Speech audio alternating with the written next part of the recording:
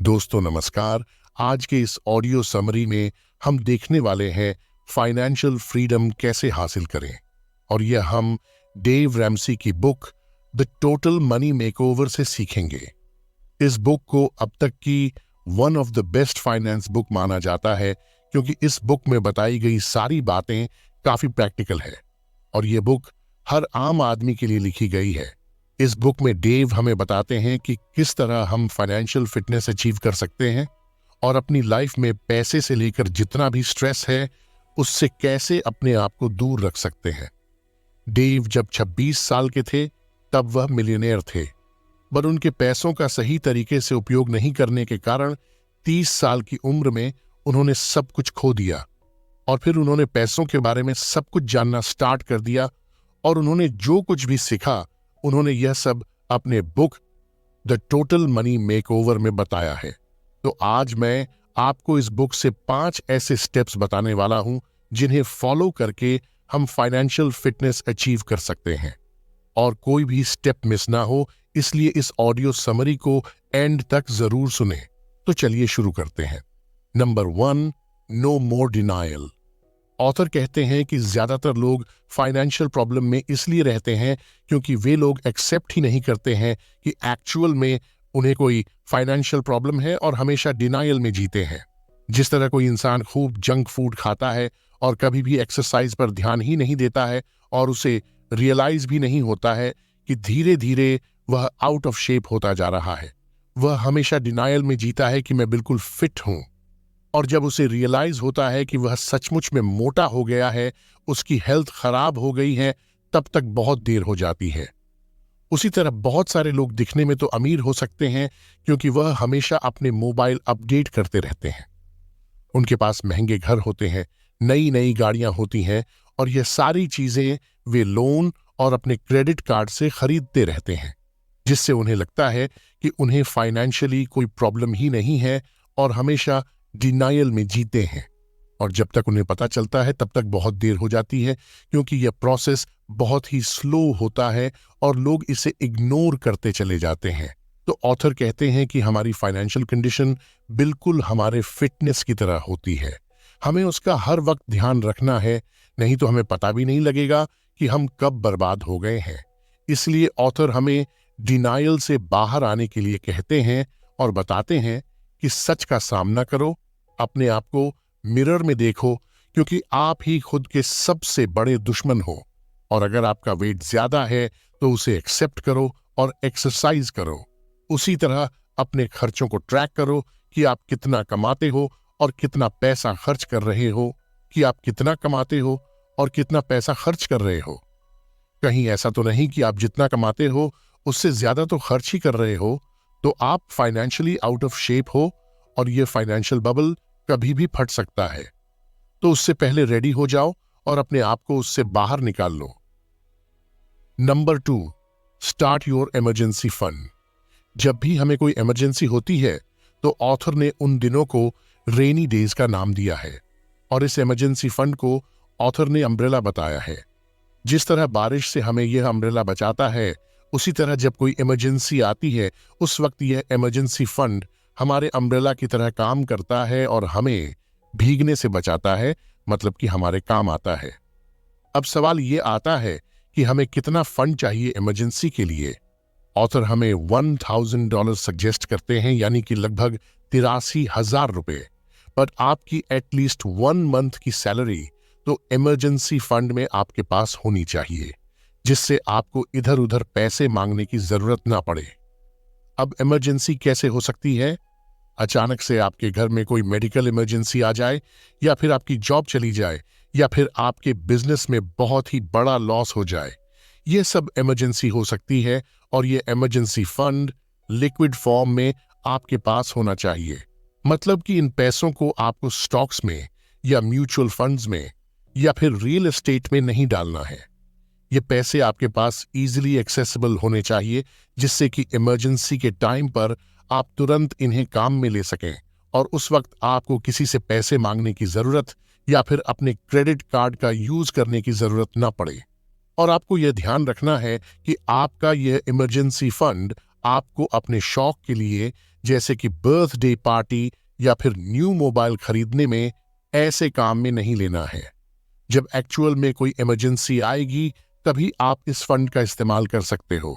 और ऑथर हमें बताते हैं कि अगर आप अपने इमरजेंसी फंड का इस्तेमाल कर लेते हो तो आपको वापस से इस इमरजेंसी फंड को जल्दी से जल्दी इकट्ठा करके रख देना है। नंबर 3, पे योर डेब्ट विद डेट स्नोबॉल।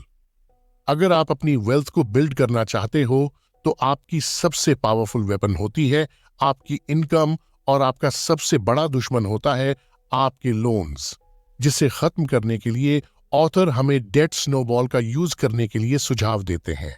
जैसे अगर आप एक छोटे से स्नोबॉल को एक बर्फीले पहाड़ से फेंकोगे तो वह नीचे आते आते एक विशाल यानी जायंट स्नोबॉल का शेप ले लेता है। तो उसी तरह आपको आपके सारे लोन्स को छोटे से बड़े अमाउंट में ऑर्डर में खत्म करते जाना है, क्योंकि ऑथर कहते हैं कि एक इंसान तभी मिलियनेयर बन सकता है जब उस पर कोई भी लोन ना हो, क्योंकि आज के टाइम पर लोन्स मिलना बहुत ही आसान है और आपको चुटकी बजाते ही लोन मिल जाता है। इसलिए ऑथर हमें बताते हैं कि सबसे पहले आपको आपके सारे लोन्स को एक ऑर्डर में लिख लेना है। सबसे पहले आपको सबसे छोटा लोन कौन सा है उसे लिख लो, देन उसके बाद उससे बड़ा लोन, देन सबसे बड़ा लोन के बाद आपको सबसे पहले सबसे कम अमाउंट वाले लोन को खत्म करना है। फॉर एग्जाम्पल, अगर आपने अपने दोस्त से 10,000 रुपये ले रखे हैं और आप हर मंथ उसे 1,000 रुपये पे करते हो, दूसरा लोन जिसमें आपने EMI पर एक लैपटॉप ले रखा है जिसके लिए आप हर मंथ 2,000 रुपये पे करते हो, और तीसरा लोन जिसमें आपकी कार की EMI जाती है और आप उसमें से हर मंथ 5,000 रुपये कार की EMI पे करते हो। अब मान लो कि आप हर महीने 10,000 रुपये सेव करते हो, तो सबसे पहले आपको आपके दोस्त के 10,000 रुपये पे करने हैं, जिससे कि आप पहले महीने में उस लोन से फ्री हो जाओगे। उसके बाद आपको आपके लैपटॉप का सारा अमाउंट जितना जल्दी हो सके उसे पे करना है। फिर बस सारा ध्यान आपको आपके कार के लोन को खत्म करने में लगाना है, जिससे कि आप सबसे छोटे लोन को एक ही बार में पे कर दोगे और बचे हुए पैसों को अगले लोन में लगा दोगे। इसी तरह आप अपने सारे लोन्स को खत्म कर सकते हो। इसी स्टेप में होम लोन को काउंट नहीं करना है और सारे लोन्स हमें इसी तरह खत्म करने हैं। और जब हमारा सबसे छोटा लोन खत्म हो जाएगा तो हमें एक अचीवमेंट वाली फीलिंग आएगी और हमें मोटिवेशन मिलेगा अगले लोन को खत्म करने का। जिस तरह अगर आप जिम जाते हो और आपको पहले ही वीक में अपनी बॉडी में चेंजेस दिखाई देते हैं, तो आप नेक्स्ट वीक में और ही ज्यादा एक्साइटेड रहते हो, और वही मोटिवेशन आपको आपके सबसे छोटे लोन को खत्म करने के बाद मिलेगा और आप फाइनेंशियल फ्रीडम को अचीव करने की जर्नी में आगे बढ़ते जाओगे। Number 4, finish the emergency fund. मान लो कि अब हमारे ऊपर कोई भी लोन नहीं बचा है सिवाय होम लोन के, और हमारे पास एटलीस्ट 83,000 रुपये भी होंगे, तो अब टाइम है हमें हमारे इमरजेंसी फंड को पूरा करने का। अब हम में से कई लोग सोचेंगे कि यार पहले भी तो हमने इस इमरजेंसी फंड की बात की थी, लेकिन ये स्टेप कहता है कि हमारे पास लिक्विड फॉर्म में कम से कम इतने पैसे होने चाहिए जिससे कि हम नेक्स्ट 6 मंथ्स का खर्चा निकाल सकें। यानी कि आपके महीने का खर्चा 50,000 रुपये है, तो आपके पास 50,000 गुणा 6 बराबर 3 लाख रुपए आपके पास लिक्विड फॉर्म में होने चाहिए। अब ये रखना क्यों है? तो ऑथर हमें बताते हैं कि इमरजेंसी अब बुरा वक्त बताकर नहीं आता है। हो सकता है कि अचानक से आपकी जॉब चली जाए या फिर किसी को बड़ी बीमारी हो जाए, तो ऐसे वक्त में आपको अगले कुछ महीने तक पैसों की टेंशन नहीं रहेगी और आप आसानी से अपनी नई जॉब इतने टाइम में ढूंढ ही लोगे। इसलिए आपके पास एटलीस्ट 6 मंथ्स का इमरजेंसी फंड हर वक्त होना चाहिए। अब कई लोगों को लगेगा कि यार इन पैसों को तो मैं इन्वेस्ट कर देता हूं, मुझे अच्छे रिटर्न मिल जाएंगे, बट ऑथर इसके लिए मना करते हैं। वह कहते हैं कि यह पैसा आपके इंश्योरेंस के लिए है, इसलिए हो सकता है कि आपको इससे अच्छे रिटर्न्स ना मिले, बट बुरे वक्त में यही आपके काम आएंगे। इसलिए इतना फंड हमारे पास होना ही चाहिए। Number 5, invest and enjoy. अब तक आपको लग रहा होगा कि ऑथर हमें एंजॉय ही नहीं करने दे रहे हैं, पर ऑथर का मानना है कि फ्रीडम मिलने के बाद एंजॉय करने का मजा ही अलग होता है, क्योंकि अब आपके सर पर कोई भी लोन बाकी नहीं होगा और अब आपके पास इमरजेंसी के लिए अच्छा खासा फंड भी पड़ा है।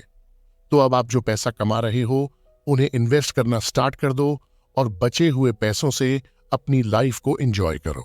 और अब आपको आपकी फाइनेंशियल फिटनेस को मेंटेन करके रखना है। जब आप जिम में बहुत मेहनत करके एक अच्छा शेप ले लेते हो तो उसके बाद आपको उतना वर्कआउट नहीं करना होता है और आप तब भी अपनी फिटनेस को मेंटेन रख सकते हो।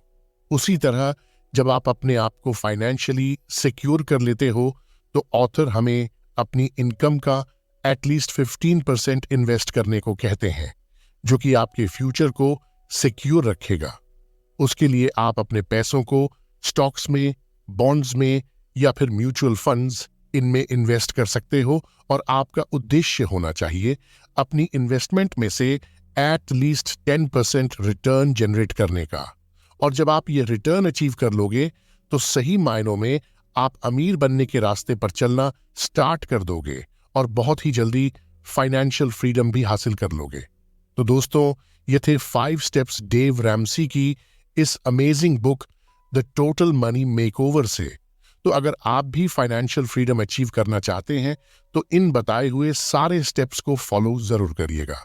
तो दोस्तों, इस वीडियो में बस इतना ही। आपको ये ऑडियो समरी कैसी लगी हमें कमेंट करके जरूर बताएं। लेटेस्ट वीडियो को देखने के लिए हमारे यूट्यूब चैनल को सब्सक्राइब करना न भूलें। अपना बहुमूल्य समय देने के लिए आपका तहे दिल से शुक्रिया।